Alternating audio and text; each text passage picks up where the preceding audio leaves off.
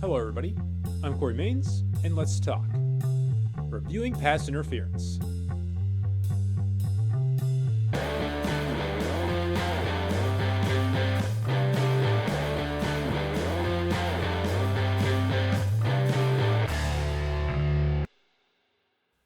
I've actually already made this video. The problem is I made that video before June 20th, when the NFL went forward and finalized their rule on pass interference being reviewed. It's going to be implemented this coming season. Pass interference is finally going to be able to be reviewed. Something that a lot of fans and even some analysts have been asking for in the NFL, to be able to review pass interference calls. I think a large reason why pass interference is being reviewed now is in large part, and it definitely maybe pushed it over the edge, was the conference championship game, the NFC Championship game this past season with the Saints and the Rams, and that call that was made, or technically not made, regarding pass interference. And I think that's a big reason why their NFL is finally pushing forward and, hey, we're going to review pass interference now. An interesting thing is, the video that I made previously was more about speculation about when pass interference was going to be able to be reviewed in the course of the game. The NFL decided that, well, pass interference is just going to be like any other reviewable play. It's going to be under the same guidelines, under the same rules as any other reviewable play. Throughout the course of the game, coaches can challenge at any time if they want to review a play for pass interference, just like any other play, if it's a fumble or not a fumble technically, but for like 2 feet in bounds, if a catch, stuff like that. Coaches are going to be in control of that, but in the final 2 minutes, it's going to be up to the refs, going to the booth reviews, just like any other play. And that's the one area that people have a lot of questions about in regards to coming up with the rule and how the rule is going to work. And you can't really call it a rule either, because it's really just pass interference is now reviewable. That's all that's really happened. It's not really a new rule, technically. It's just kind of adding onto a rule and adding onto a list of reviewable plays in the NFL. So I don't know if you can really call it a rule, but the big question was those final 2 minutes of each half and the booth reviews. Because really, you can have unlimited amounts of reviews in the final 2 minutes of each half, because there is no limit. The coaches only get 2 challenges, 3 obviously if they get the first 2 correct throughout the course of the game. But in the booth, it doesn't matter on the field in the final 2 minutes. It doesn't matter how many times you review it. And that was a big question mark late in games, late in halves, possibly the game getting out and extended because of too many times they're going to review pass interference late in the game. And that does seem like a problem, because if you think about it, most pass plays could probably be looked at. They probably could be looked at for pass interference. So, yeah, you can see how that might be a problem late in a game. However, the rules committee, they came forward. They told officials to be a little bit more strict about the criteria, be a little bit more strict about going forth and reviewing a play in the final 2 minutes for pass interference, saying that they need clear and obvious evidence to actually review the play in the first place for pass interference specifically, which doesn't make any sense to me, because you need clear and obvious evidence to overturn a call. And in my mind, what that says to me is that they're only going to be reviewing pass interference in the final 2 minutes of a half or in the game if the call is going to get overturned in the first place. Because you need clear and strong evidence, or clear and obvious evidence to even review the play. But you need that also to overturn the call on the field. So that doesn't make any sense to me. I think this might be a poor choice of wording. I think using the word strong would be a little bit better.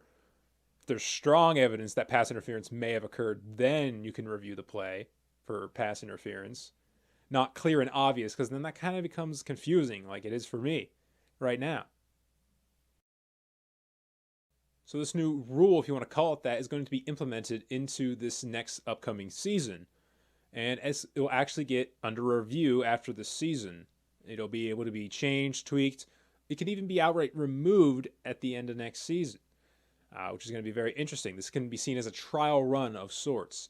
I think there was a trial run on the 33-yard extra points. I think that was a trial run initially, but they ended up going forth and keeping that, obviously.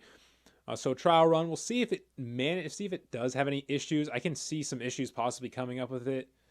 I mean, pass interference is very subjective. It's a very subjective call on the field. And just simply clear and obvious evidence, that's what they say all the time. on the telecast. Clear and obvious evidence. They need clear and obvious evidence. But like, what is clear and obvious about pass interference calls? Usually a lot of pass interference is, very minor and very invisible at times. And part of my problem is there might not be that many reviews for pass interference, especially in the final 2 minutes of each half. But the length that it might take to actually review those plays might be a little bit out of control. Like, we're talking college basketball, end of the game, long, drawn out. If you watch college basketball, like 2 minutes, the final couple minutes of a close game in college basketball take forever. Because there's pretty much a timeout after every dead ball, and almost after every dead ball, they got to check the clock to see if it's right and all of that. And it takes forever for the game to get finished. That could be a situation like we have in the NFL here with pass interference being able to be reviewed. Because pass interference is such a close thing they're going to be reviewing. It's going to be hard for officials to be in the booth and be like, well, is this pass interference or not? Is this clear and obvious or not? And that's a big problem. It's such a subjective call that some refs are going to say that's pass interference and other refs are going to say that's not pass interference. And then we're back to square one effectively with calls getting effectively blown, as people will say. They'll get blown and people will be still upset, even though this rule and this implementation of pass interference being reviewable is done to appease fans and other people alike, to appease them so that they will actually get the right call, quote unquote, the right call on the field instead of blowing it. That's the problem. The call is not always going to be right, even with the review. We've seen before that technically you can be screaming at your television, he fumbled. But the refs end up saying, nope, call on the field stands. He didn't fumble. This team keeps the ball. And you're absolutely living. You're on Twitter the next day or that evening, right after the game, bitching about the refs missing that call and how it could have changed everything. And pass interference can be just like any other call now in that regard. I don't think making pass interference reviewable fixes really much of anything. It might lengthen games. I don't particularly enjoy it because of the subjectivity of the call itself. It's going to be really hard. I think it might lead to more uproar and complaining from fans and analysts about certain calls being made. It's going to put so much more pressure on refs to get the quote unquote right call on the field. They're going to be under so much pressure to get it right. They're not going to want to even review pass interference late in a game. Luckily, the committee told them to be a little bit more strict about that in accordance to reviewing, which again goes back to my point of, is pass interference calls just going to simply be, if it's getting reviewed, it's going to get overturned. If they didn't call in the field and they're reviewing it in the booth, it's going to get overturned. It's going to be pass interference now because it has to be clear and obvious for them to even review the thing.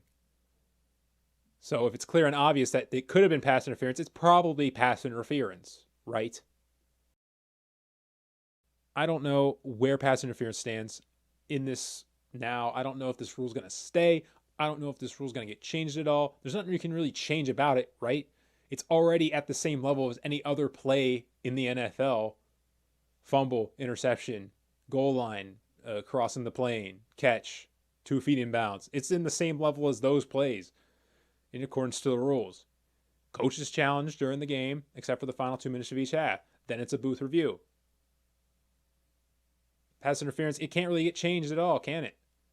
It's where it's at its max. It's at its peak. It can't get any better. Or worse, really, I don't think.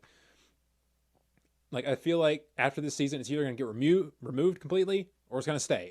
Nothing's going to really change. It's either going to be here or it's not.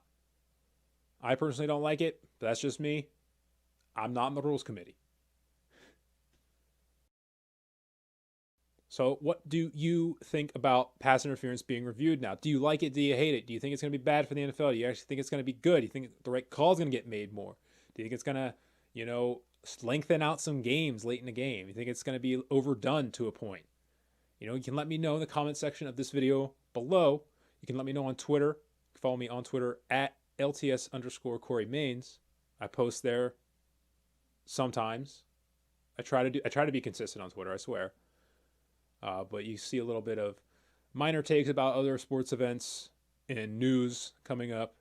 Also, keep a lookout for live streams on YouTube. I'll be doing podcast-like things. You can interact with me live in chat, ask me questions about stuff. I'll be doing some more newsy type stuff, more current event related things on that. So you can check those out when I am live or in the VOD after the stream's already over, obviously. But nevertheless, I want to thank you for watching this video. If you like it, you want to subscribe to the channel for more videos like this, even the podcast stuff, you can do that. And I've been Cory Maines, and I will talk to you later.